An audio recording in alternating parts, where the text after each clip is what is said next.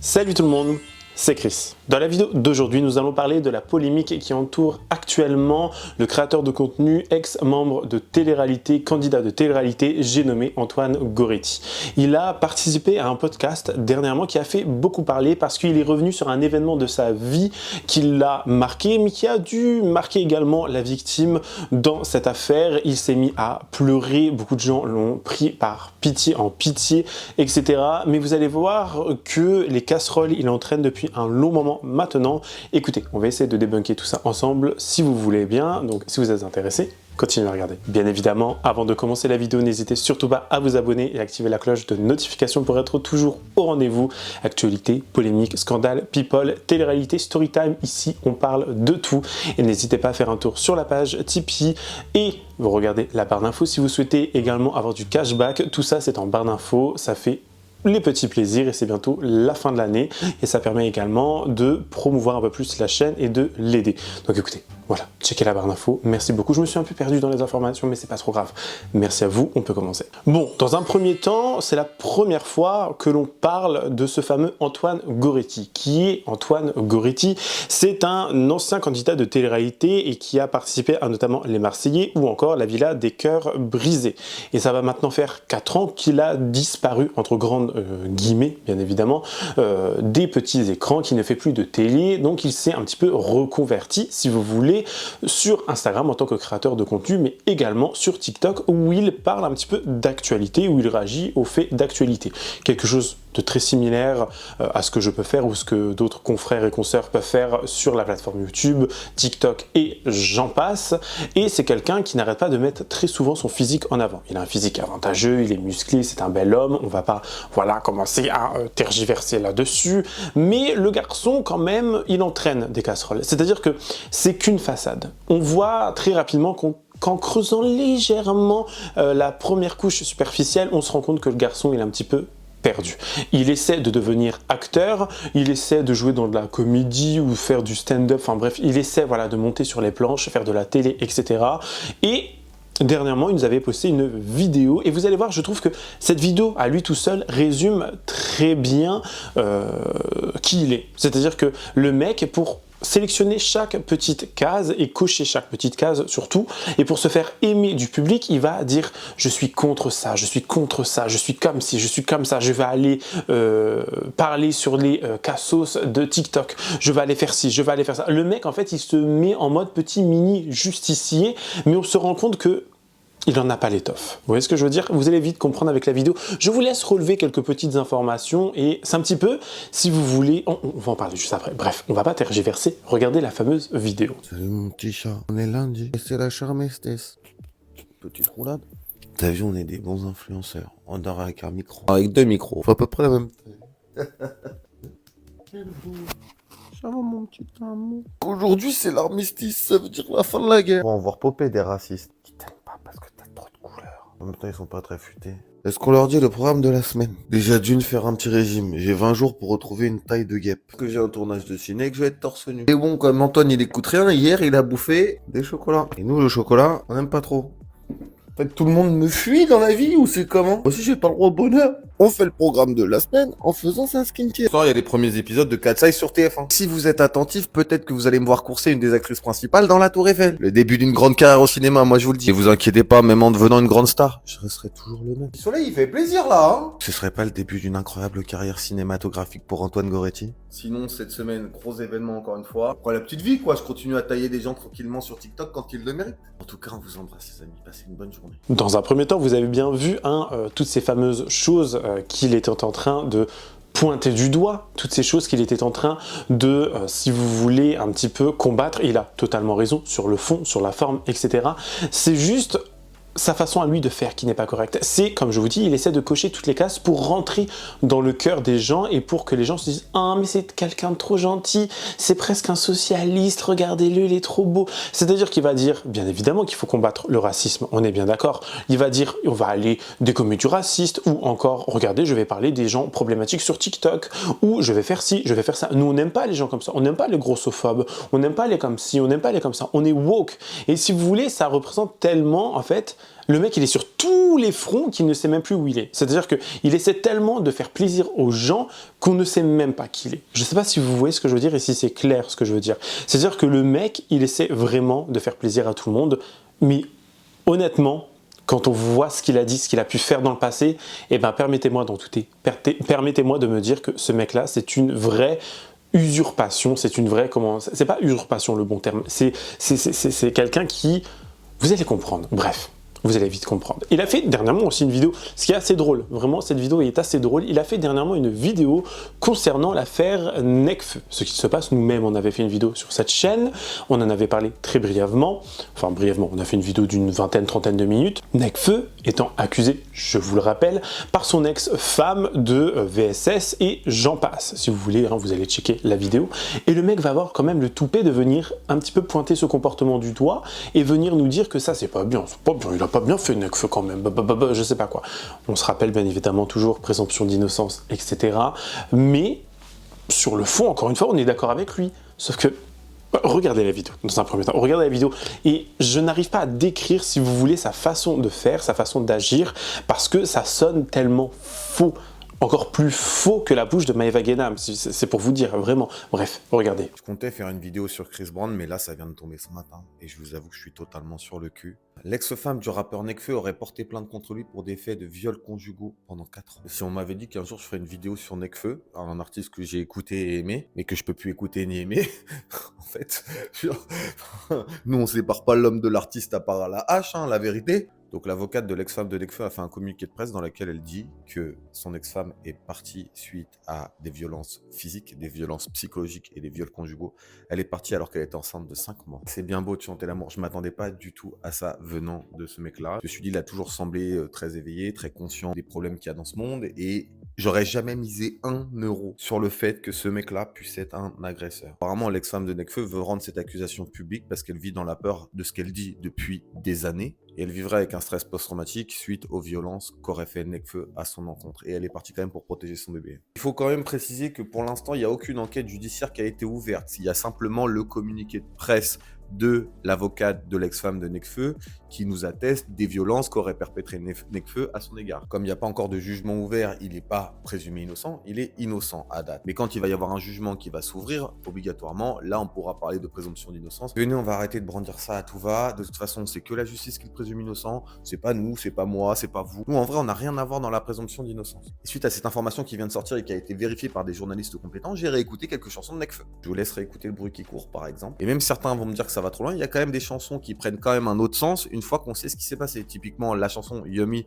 de Justin Bieber après l'affaire qu'il y a eu avec P. Diddy. Je les compare pas, hein. Et donc là j'ai réécouté Galatée. Il y a 2-3 trucs qui font tilt, notamment l'avant-dernière phrase, qui est l'idée d'aimer cette femme que l'on ne soumet pas. Ça donne peut-être quand même un signe des relations de Nekfeu à l'amour. Son ex-femme aurait déposé 2 plaintes et elle aurait quelques certificats qui attestent du fait qu'elle a été battue. Fait quoi, on le défend ou on le défend pas? S'il vous plaît, venez, on évite des trucs du genre non, mais il chante des trop belles chansons d'amour, c'est impossible, elle fait ça pour l'argent et tout. Elle était déjà mariée avec. Donc j'imagine que si elle avait pas d'argent, j'en sais rien, hein, bah, elle profitait déjà du train de vie de Nekfeu, elle avait quand même un enfant avec lui. Donc en fait, vos trucs, ça s'applique pas. Pourquoi elle dénoncerait son ex-mari et pourquoi elle serait partie à 5 mois de grossesse pour du buzz, pour de l'argent? Je pense juste qu'elle a envie d'être en sécurité, elle a envie de plus avoir peur. Donc on se dit quoi, not all men ou all men? Mais donc, qu'est-ce qui s'est passé dernièrement pour que les gens n'arrêtent pas de le critiquer, pour que les gens n'arrêtent pas de le pointer du doigt? Dans un premier temps, il a été invité sur un podcast dont j'ignore totalement le nom, j'en suis sincèrement désolé. De toute façon, dans tous les cas, la fameuse vidéo a été retirée, donc en soi, voilà. Mais il y a des gens qui sont, comment vous dire, il y a des gens qui sont bien gentils et qui ont réussi à la télécharger avant qu'elle soit retirée. Je vous laisse regarder cette fameuse vidéo et vous allez voir que les problèmes vont vite arriver parce que monsieur va se mettre à pleurer. Monsieur n'est pas bien. Monsieur a envie de se repentir. Monsieur a envie de faire le mea culpa. C'est lui la pauvre petite victime alors que c'est lui qui a mal agi. Je trouve que, alors, faut avouer à moitié pardonner, mais jusqu'à où? Jusqu'à quelles circonstances? Oui, jusqu'à quelles circonstances on peut pardonner et un petit peu à moitié pardonner. Vous voyez ce que je veux dire? Je sais pas si vous voyez ce que je veux dire, mais je pense que oui. Bref, regardez ce passage du podcast en question. Toi, t'as jamais eu de comportement problématique? Si ma réflexion que j'ai là aujourd'hui, elle vient pas de nulle part en fait. C'est que moi aussi j'ai été problématique. Mais problématique, ça veut tout et rien dire. Alors je vais t'expliquer la situation. J'avais un peu plus de 20 ans. J'étais étudiant en Écosse. Et j'étais en cours d'anglais. Et il y avait beaucoup de Chinois et de Chinoises dans ce cours-là. Et notamment une que j'aimais bien, qui me plaisait et tout ça. Et nous, dans notre université, on avait une boîte de nuit. Et moi, mon appartement était juste à côté de la boîte de nuit. Et un soir, on est à cette soirée, une soirée universitaire où l'alcool était pas cher et où voilà, on s'ambiance tous très rapidement. Et en fait, on s'entend bien, on rigole et tout ça. Elle vient chez moi et tu vois, je suis un peu ivre. Et je me souviens très bien parce que en fait, tu vois, on peut pas se cacher derrière l'alcool. Et j'avais envie, tu vois, d'elle et de l'approcher et machin. Et je me suis approché d'elle, j'ai commencé à me déshabiller, je me suis mis en caleçon. Et elle a commencé en fait à prendre peur, tu vois, et à vouloir sortir. Et en fait, à ce moment-là, je sais pas ce qui m'est passé par la tête, je me suis mis devant la porte. Ouais. Et je lui ai dit, non, sors pas. Je sais que ça me... Et ça a été hyper... Ça a été hyper... comment dire, révélateur parce que je pensais être quelqu'un de bien, tu vois, à ce moment-là. Donc le mec, il est là, en train de nous faire des vidéos tout au long de l'année où il nous parle d'actualité, où il nous parle de gens qui sont problématiques, de personnes qui sont, comment vous dire, vraiment mauvaises et qui agissent de façon extrêmement dangereuse, mauvaise, et j'en passe. Et le mec, il a eu un comportement encore pire. Je ne sais pas si vous vous rendez compte quand même, pour n'importe quelle femme, pour n'importe quelle personne, avoir un mec qui se déshabille devant vous et qui vous empêche de sortir de chez lui ou de chez vous-même, hein, parce que des fois il y a des personnes qui sont là, qui essaient de s'échapper malheureusement, et il y a des choses comme ça qui arrivent tous les jours, c'est tout bonnement atroce. Je n'ose même pas imaginer la peur que cette femme elle a eue, cette jeune étudiante asiatique elle a eu, parce que lui bon, il dit chinoise etc, je ne sais pas réellement si elle était chinoise, donc je préfère dire asiatique, j'en sais rien, honnêtement je n'en sais rien, surtout qu'en Asie c'est très mal vu, c'est pas forcément comme ça qu'on échange, qu'on a ses premières relations, etc. Je dis pas que c'est le cas partout, hein. J'étais en Corée, je peux vous dire qu'en Corée ça baisse comme des chiens, hein, vraiment. Un petit coup de soju un petit peu trop haut, le coude un petit peu trop levé, la braguette dézippée, la culotte baissée directement. C'est un pays de gros fêtards si vous voulez. Mais il y a des pays, et surtout en Chine, je m'en suis rendu compte parce que j'ai énormément d'amis asiatiques et d'amis chinois notamment qui viennent bien évidemment de Chine et pas genre des Chinois qui sont nés en France. Ça fait peine. Vraiment, j'ose même pas imaginer la peur qu'elle a eue, la crainte, franchement. Beaucoup d'étrangers, notamment des Chinois et des Chinoises. Et il y a une des étudiantes que j'aimais bien, avec qui on s'entendait bien, on parlait de temps en temps, on se dragouillait.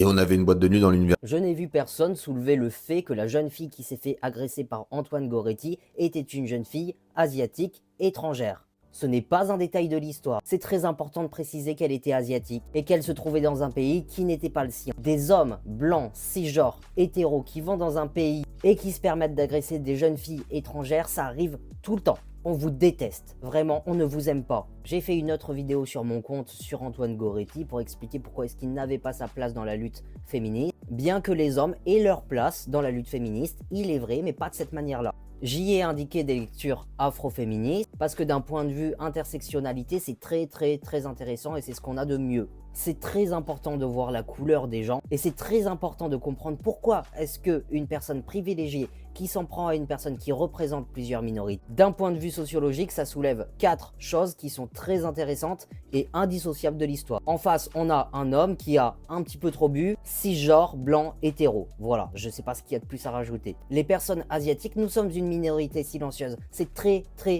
important de dire que la personne qui s'est fait agresser, c'était une jeune fille asiatique d'origine étrangère. Ne dissociez pas son identité parce que ce n'est pas possible. À ma connaissance, je n'ai vu personne soulever le fait que c'était une femme asiatique. Nous sommes une minorité silencieuse, s'il vous plaît, ne nous invisibilisez pas. Bref, Antoine Goretti essaye seulement de me faire taire. Essaye. Merci de m'avoir écouté. Et j'en suis vraiment désolé pour elle et pour toutes les femmes qui peuvent vivre ce genre de choses. C'est atroce, vraiment c'est atroce. Donc le mec il va être là, encore en train de venir nous expliquer, Dieu merci des gens sur TikTok vont reprendre l'extrait, venir nous donner leur version des faits et surtout venir nous parler notamment de cette personne, parce que cette personne elle a été invisibilisée, cette fameuse asiatique, cette fameuse étudiante chinoise. Elle a été invisibilisée pour dire que « Ah mais Antoine il est désolé ». Oh, regardez-le, oh, le pauvre il s'est excusé, mais qu'est-ce qu'il aurait dû faire de plus? Qu'est-ce que Antoine aurait dû dire ou faire de plus? Bah peut-être déjà se la fermer. Parce que certes, tu as avoué ça, tu en es conscient, mais en plus de ça, tu en joues. Parce que le mec, il a préparé le terrain. Il a préparé le terrain avec Nekfeu, etc. C'est pour vous dire. Je sais pas si vous vous rendez compte. Bref, regardez les réactions des diverses personnes et dites-moi ce que vous en pensez. Aucune de mes ex, sans exception, ne pourrait dire de moi que je les ai violentés, que je les ai agressés sexuellement ou que je les ai violés. C'est impossible. Elle vient chez moi et tu vois, je suis un peu ivre.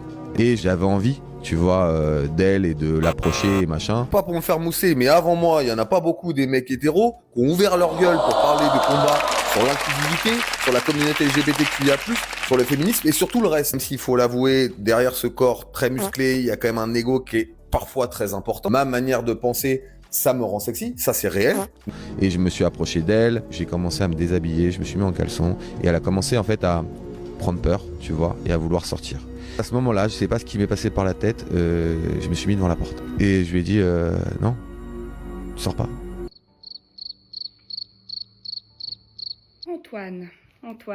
Antoine. Alors non seulement, mais Adelph et moi, on a pris la parole à ton sujet plusieurs fois. On a été ignorés. On a été assaillis de commentaires par tes fanatiques. Et moi j'ai une question pour toi. Comment oses-tu, Antoine, il est temps d'éteindre sa ring light, d'aller toucher de l'herbe, voir un thérapeute et traiter sa dissonance cognitive? Ça fait des mois maintenant que tu surfes sur la vague du militantisme. On t'a déjà pris à plusieurs reprises faire et des partenariats chelous, grands discours moralisateurs, paternalistes. Déjà pour commencer, je suis en colère. Je suis très en colère. Je suis pas en colère parce que je m'étais attendue à quelque chose de ta part. Viens nous faire un auto-call-out avec des larmes de crocodile. Parce que en plus d'avoir volé de la place aux personnes concernées, parce que le petit tour de je montre mes abdos, je me crème le torse en faisant 3 tours sur moi-même pour dire des trucs hyper basiques, on a compris. On a compris maintenant que tu ne maîtrisais pas le sujet et que tu ne voulais pas entendre l'avis des personnes concernées. On l'a compris. C'est passé il y a 15 ans, oui, non, il a attendu du temps pour... Qu'est-ce que j'en ai à foutre? Qu'est-ce qu'on en a à foutre? Ça s'est passé. Et là, c'est pas du tout toi qui dois parler. C'est la victime et si elle en a envie. Par contre, nous, on est là en backup, nous. Nous, les personnes qui militent. Nous, les personnes qui ont été victimes aussi. Pas victimes de toi forcément, hein. Victime de ce que tu alimentes, Antoine. J'ose même pas imaginer à quel point ça a pu faire mal à la victime de te voir passer dans sa For You page TikTok pour faire des grandes éloges de ta déconstruction. Ta prétendue déconstruction, la fameuse. Celle qui fait que moi, je suis pas un mec comme ça. No tallman. Moi, je fais pas partie des agresseurs. J'ai jamais violé. Est-ce que tu t'attends à ce qu'on t'applaudisse? Est-ce que tu t'attends à ce qu'on te fasse la hola? J'ai aussi une autre question pour toi. Est-ce que tu préparais pas un peu le terrain? Donc là, t'as passé des mois à faire des grandes vidéos sur des agresseurs, à faire des longs montages de toi, de absolument toi, parce que tout ce qui tourne autour de ton compte, c'est absolument pas les luttes intersectionnelles, c'est toi. Là, il faut arrêter. Il faut juste arrêter. Tout ce que tu fais sur ta chaîne, c'est un partenariat avec ton immense culot. Et maintenant, tu arrives toujours avec cette même position. Parce que tu te déconstruis pas, Antoine. Hein. Ta position, elle n'a pas changé de quand tu as commencé tes réseaux à maintenant. Ça n'a pas changé. Maintenant, tu te dépeins comme un homme triste, un homme meurtri. Et la victime. La victime. Et peut-être, potentiellement, les victimes. Hein, parce qu'on commence à ouvrir sa bouche maintenant. On ne sait pas ce qui va se passer. On encourage d'ailleurs toujours les victimes à parler. Parce que justement, le terrain était bien préparé. Ce qui a fait que maintenant, tu passes juste pour le pauvre bichon qui s'est remis en question et qui s'en est voulu, qui a gardé ça pendant des années. Vous assurez d'une chose, aucune de mes ex, sans exception, aucune, ne pourrait dire de moi que je les ai violentés, peut être colérique, et qu'effectivement quand je rentre dans une colère, je peux faire peur. Physiquement, je peux avoir le regard noir, je peux avoir des gestes, des grands gestes, je peux taper dans des murs. J'ai été insultant, c'est vrai aussi. Quand j'ai bu, je suis pas différent d'un autre homme. La violence, c'est de la violence. C'est tout. Tu as osé estimer ne pas être une personne violente et nous dire des choses comme ça. Les regards noirs qui font peur, c'est déjà de la violence. Taper dans un mur, c'est de la violence. C'est terrifiant. C'est non seulement hyper ridicule, mais pour la personne qui est dans la situation en face de ça, c'est terrifiant. Pourquoi? Parce qu'on sait très bien que quand tu n'auras plus rien à casser, c'est la personne qui va prendre. Ouais, parce que visiblement, il faut un peu vous choquer là en ce moment. Heureusement que tu t'en veux. On va pas t'applaudir pour ça. Ça m'attire des commentaires. Déjà, le fanatisme, il faut arrêter d'idolâtrer les gens sur les réseaux. Il faut arrêter d'idolâtrer les gens On n'idolâtre pas les gens, c'est dangereux. Si vous estimez que vous avez une quelconque éducation sur le féminisme à vous faire à travers le compte d'Antoine Goretti, vous n'êtes pas du tout sur le bon chemin. Parce que la première chose qu'il faudrait faire, comme dans absolument toutes les luttes, c'est d'écouter les personnes concernées en premier, les personnes qui vivent et donc qui savent. Vous êtes du côté des victimes quand ça vous arrange. Si le mec il est un peu beau, il est un peu drôle, il fait des chants, il fait des films, j'en sais rien, bah non là quand même il faut prendre des petites pincettes. C'est pas un viol, il l'a même pas touché, vous vous rendez pas compte. Vous vous rendez pas compte de la violence de ce que c'est et de la minimisation que c'est. Vous savez pas ce que c'est que d'être dans le corps d'une personne qui a été abusée, qui a été violentée. La douleur que c'est dans sa chair, la peur, l'instinct de survie, la sidération. Vous n'arrivez pas à capter que les violences, elles sont pas isolées. Les violences, elles sont institutionnalisées, elles sont institutionnelles, elles sont systémiques. Ça veut dire quoi? Ça veut dire que quand t'es une femme et que tu te retrouves enfermée chez un cum qui est en calbar, qui t'empêche de sortir parce qu'il a envie de toi, et ben on a peur pour sa vie. Et avoir peur, ne serait-ce qu'une seconde, pour sa vie à cause d'un homme, c'est déjà trop. Mais non, vous préférez dire « mais attendez, il se repentit, il demande le pardon, la victime elle est ouf ». Il va vraiment falloir arrêter de me matraquer en commentaire de « tu desserres la cause, change de combat ». Non, le combat il est ici, le combat il est avec la reconnaissance des victimes. Le combat il est déjà bien depuis le début à remarquer que ce n'est pas un allié pour commencer. Ensuite, maintenant, si c'est le moment, dire « ah ok, agresseur, cancel » et on passe à autre chose. On en a marre de se faire rouler dessus par les mêmes personnes, à savoir les hommes cis blancs hétéros. Alors moi ce que je pense Antoine, c'est que tu as très bien travaillé ton terrain avant de pouvoir annoncer une chose comme celle-ci, pour que ça puisse passer comme une lettre à la poste, mais ce sera pas le cas. Et elle a crié, et j'ai réalisé en fait ce que j'étais en train de faire d'abord. Les hommes, vous n'êtes pas les Dark Sasuke que vous pensez être. Les commentaires sous ma vidéo. Ça c'est pourquoi? Ça c'est parce que vous avez banalisé les violences toute votre life. Parce qu'on parle bien d'agression, je le dis et je le redis, on parle d'agression. Et ça vient dire des périodes sombres. Il l'a dit, il le refera plus jamais, il est désolé. Maintenant qu'il le dit et qu'il en parle, vous êtes toujours pas content, c'est quoi votre problème, vous êtes jamais content. Est-ce que vous êtes au courant qu'il y a une autre option qui existe et qui s'appelle ne pas agresser? Non, parce que ça existe et c'est ça qui est normal. Il y a une autre option aussi très méconnue de l'autre guignol ancien facho, C'est qu'on vient pas dire qu'on n'a jamais agressé personne pour ensuite dire que ah bah si. Mais ça va, moi, vu que moi je fais quand même un travail incroyable, plus que beaucoup d'autres. Moi je suis très importante dans la vie, donc avec moi ça va passer. Il a perdu que 2000 abonnés. Vous foutez quoi? Et accessoirement, il a supprimé toutes les vidéos que j'ai utilisées pour celle-là. Et je sais pas si vous vous rendez compte quand même à quel point ce comportement est dangereux, déjà de l'avouer comme ça, en mode venir faire son mea culpa sur un podcast, sur une interview. Est-ce que l'on doit pardonner? Est-ce que l'on doit excuser son comportement? Je ne crois pas. En aucun cas on devrait pardonner et surtout accepter ce genre de choses. Parce que maintenant, c'est-à-dire qu'on va encore plus invisibiliser les victimes, les potentielles victimes. On va encore plus prendre et tourner au ridicule les personnes qui en sont déjà victimes, qui peinent déjà, si vous voulez, à aller porter plainte. Je vous rappelle encore une fois, et c'est un chiffre très important qu'il faut que vous preniez en considération et dont il faut avoir conscience, 94%, je dis bien 94% des plaintes qui sont déposées pour VSS, donc par des hommes ou des femmes, bon, très souvent ce sont des femmes, soit elles sont classées sans suite, soit elles n'aboutissent pas, soit il n'y a rien. Classé sans suite, c'est on ne prend même pas la peine d'ouvrir le dossier, on fait hop, encore une, allez, hop, basta, fuera. Vous voyez, genre, on est où? Vous voyez. Donc déjà que ces personnes-là ont leur dossier classé sans suite, bah bien évidemment qu'après elles vont encore se dire, mais du coup, est-ce que je vais vraiment pouvoir moi aller porter plainte, faire fonctionner la justice, si par la suite on me dit ça a été classé sans suite, si on vient me dire ah bah non, voilà, on s'en fout concrètement. Déjà qu'elles sont invisibilisées, parce qu'on parle plus de ce mec-là, et encore une fois, on parle moins de la victime, parce que c'est une personne qui a été victime. C'est une personne, le mec il a quand même osé lui dire non, tu ne sors pas, tu sors pas. Qui es-tu toi, Antoine Goretti, j'en sais rien, qui es-tu toi, pour dire à une personne, même en étant alcoolisé, non, tu ne sors pas. J'ai jamais vu ça, honnêtement, j'ai jamais vu ça, et ça me viendrait même personnellement, moi, jamais à l'esprit d'avoir ce genre de comportement. Tu sais ce que tu es? Tu sais ce que tu es, pardon? Un prédateur. Voilà, pour moi, c'est ça. Certes, tu as fait ton mea culpa, certes, c'était il y a longtemps, mais venir en parler, c'est tout bonnement invraisemblable. C'est dégueulasse. Chez d'elle, j'ai commencé à me déshabiller, je me suis mis en caleçon, et elle a commencé en fait à prendre peur, tu vois, et à vouloir sortir. Et en fait, à ce moment-là, je sais pas ce qui m'est passé par la tête, je me suis mis dans la porte. Ouais. Et je lui ai dit, non, sors pas. Tu vois, je sais que ça me... La vidéo a été supprimée. du podcast. Bah dis donc, bah pourquoi elle a été supprimée? Je comprends pas moi. Quelques années plus tard, je lui ai réécrit pour lui demander si ça allait, si elle allait mieux. Et elle m'a raconté que effectivement, ça a été un moment où elle a eu très peur parce qu'elle était dans un autre pays et que on se connaissait pas, enfin on se connaissait à peine, mais qu'elle m'en voulait plus.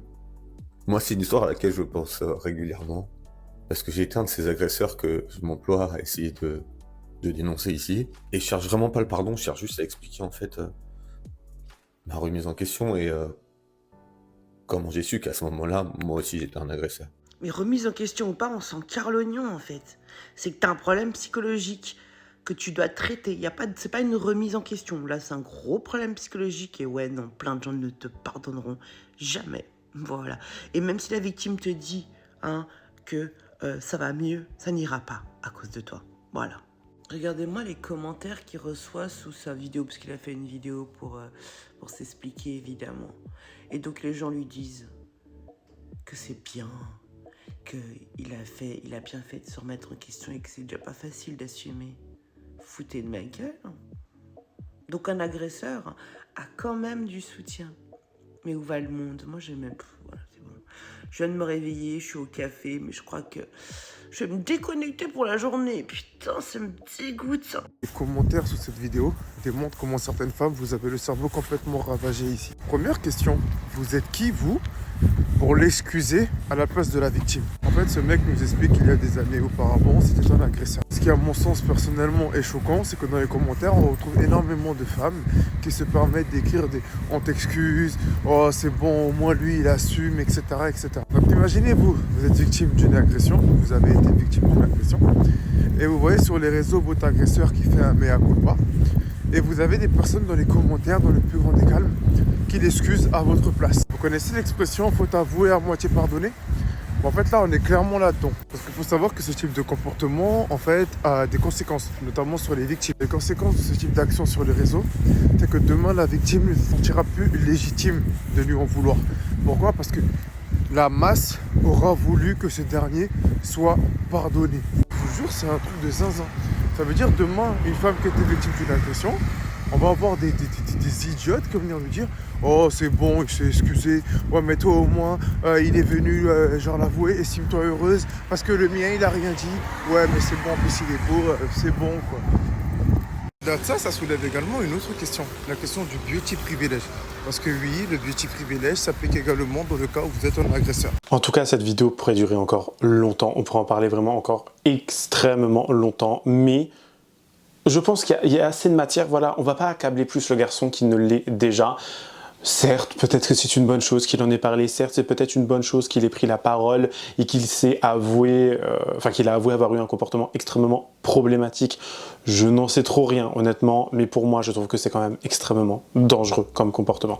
Mais vous, dites-moi ce que vous en pensez en commentaire, donnez-moi votre avis le plus sincère, bien évidemment dans la courtoisie et le respect, et sans diffamer ou calomnier. Bien évidemment, vous pouvez donner votre avis et même parler certaines fois de vos expériences personnelles, et c'est ce que j'adore lire parce qu'au moins des fois il y a une vision différente de la mienne et c'est très intéressant honnêtement et j'aime beaucoup, donc n'hésitez pas à me dire tout ça en commentaire, n'hésitez pas à vous abonner et activer la cloche de notification pour être toujours au rendez-vous, me rejoindre sur les différents réseaux sociaux, tout se passe en barre d'infos et lâchez votre meilleur pouce bleu. Moi je vous fais plein de gros bisous, je vous dis prenez soin de vous, on se dit à la prochaine, bye guys.